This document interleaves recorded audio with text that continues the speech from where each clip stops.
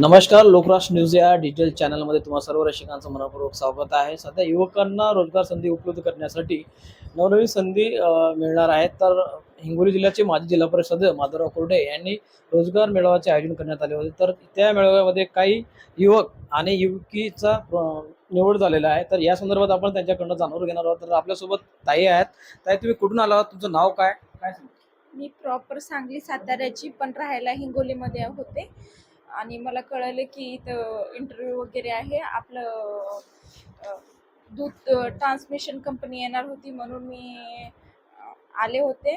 आपले डॉक्युमेंट वगैरे, माझं शिक्षण 12वी झालेलं आहे प्लस डिप्लोमा झालेला आहे. त्याच्यानंतर ते जॉब ऑफर केले होते 12वी नंतर किंवा 10वी पास विद्यार्थ्यांना. ही जॉब ते ऑफर केलेले आहेत दूध ट्रान्समिशन कंपनीद्वारे, छत्रपती संभाजीनगर येथे. आज तुमचं सिलेक्शन झालं आहे आणि ज्या माणसाने तुमच्यासाठी रोजगाराची संधी मिळावी यासाठी त्यांनी आयोजन केलं, त्याबद्दल काय सांगा?